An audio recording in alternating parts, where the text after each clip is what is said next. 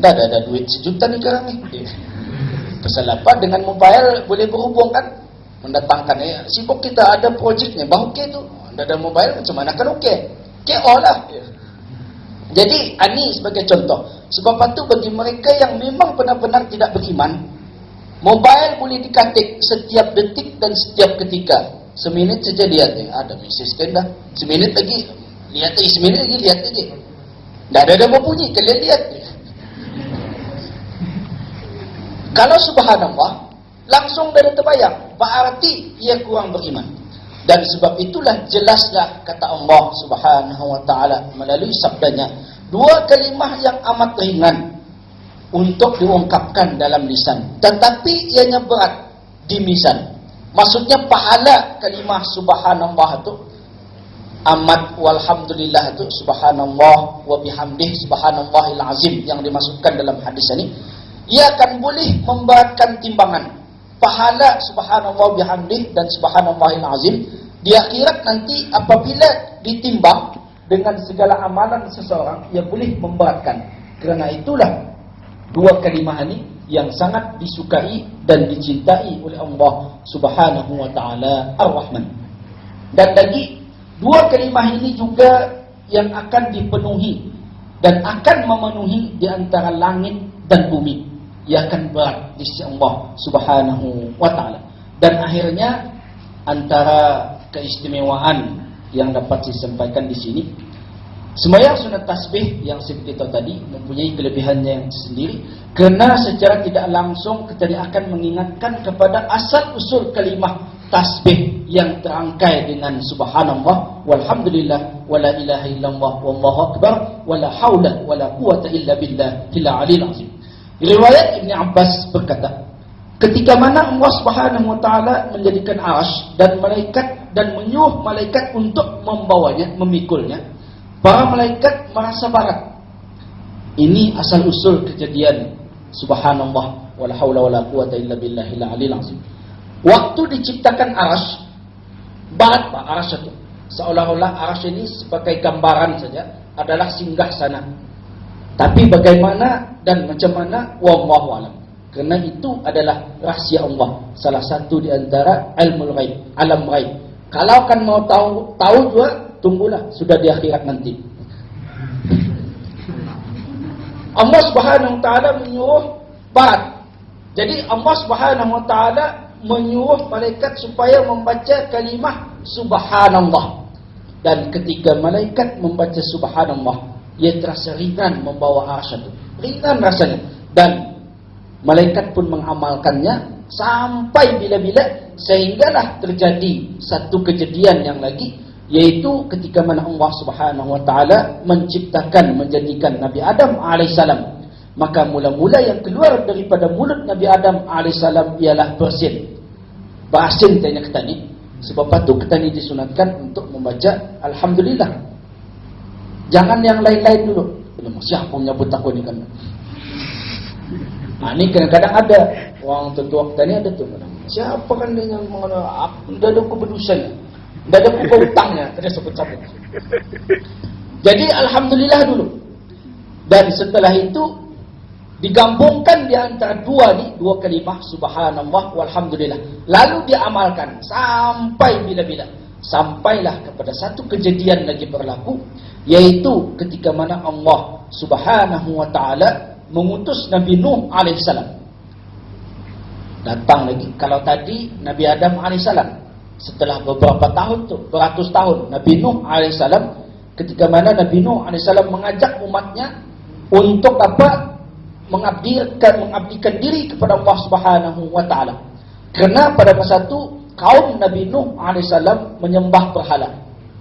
Untuk disatukan balik ke pangkal jalan, diwahyukan Allah Subhanahu wa taala menyuruh supaya ajarkanlah kepada umatmu la ilaha illallah, tiada Tuhan yang disembah melainkan Allah. Dan setelah itu digabungkan tiga kalimah yang mulia ini, subhanallah walhamdulillah wala ilaha illallah. Dan tinggallah satu lagi, yaitu Allahu Akbar. Mungkin bisa kita tenang kepada satu peristiwa yang amat menyayat hati, yaitu peristiwa penyembelihan korban Nabi Ibrahim alaihissalam dengan anaknya Nabi Ismail alaihissalam. Kan dalam riwayat yang panjang, antaranya secara ringkasnya, akhirnya nanti setelah Nabi Ibrahim alaihissalam dan juga Nabi Ismail alaihissalam benar-benar bulat beriman dan bertakwa kepada Allah Subhanahu wa taala, walau macam mana kasih dan cintanya seorang bapa kepada anaknya dan sayangnya ataupun hormatnya seorang anak kepada bapaknya, kalau itu merupakan ujian ataupun perintah Allah Subhanahu wa taala, silakan sembelih pun sembelihlah. Ani keimanan.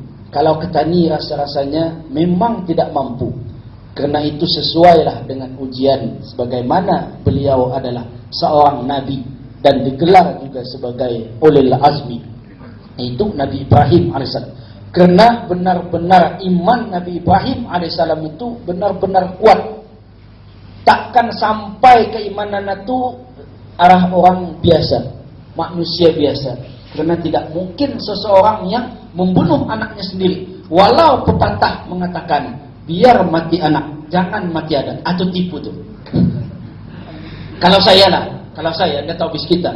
Kalau saya, itu cuma untuk mengungkapkan rasa adat itu jangan dihilangkan. Tapi takkan mungkin sampai membunuh adat. Itu pepatah saja. Kalau benar-benarnya, wallahu alam, dah tahulah ia balik kepada zaman jahiliyah sampai membunuh anak. Jadi akhirnya Nabi Ismail alaihissalam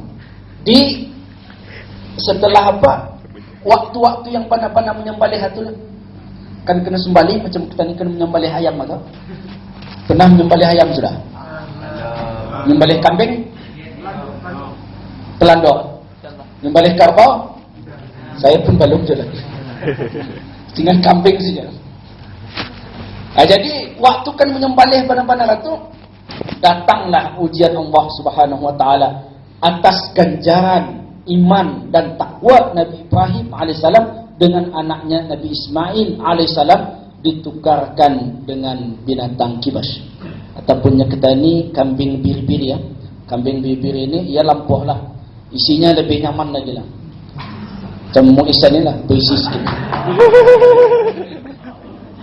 Kalau kambing biasa kurus bah. Kambing di Brunei itu kurus-kurus, dia cukup makan kali. Di Australia pasar-pasar. Di kawasan Saudi pun nampak pasar. Yang kawasan negara Arab. Andang asalnya sana kali. Jadi setelah itu berarti ujian Allah itu lulus Pak kepada seorang nabi, yaitu Nabi Ibrahim dengan Nabi Ismail alaihissalam. Dan setelah itu Allah Subhanahu wa taala pun menukarkannya, dan lantas yang keluar di mulut Nabi Ibrahim alaihissalam adalah Allahu Akbar. Allah itu maha besar. Dan setelah itu kerana kegembiraan itu dan selepas itu digabungkanlah kalimah yang mulia subhanallah walhamdulillah wala ilaha illallah wallahu akbar. Apa saya ingat tadi itu lain pula. Dan setelah 4 kalimah itu digabungkan, lalu malaikat Jibril alaihissalam menceritakan kejadian itu, artinya kisah-kisah yang daripada awal itu kepada baginda Rasulullah sallallahu alaihi wasallam, dan Nabi kita pun merasa kagum dan terus membaca la haula wala quwata illa billahil aliyil azim.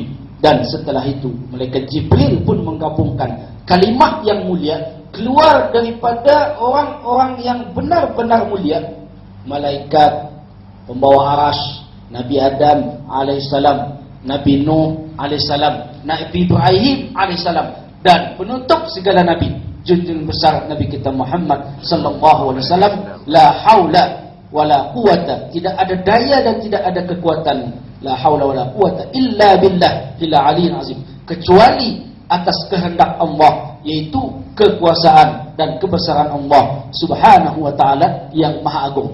Artinya apapun yang kita kerjakan, kalau ada tidak keizinan daripada Allah Subhanahu wa taala, tidak akan jadi.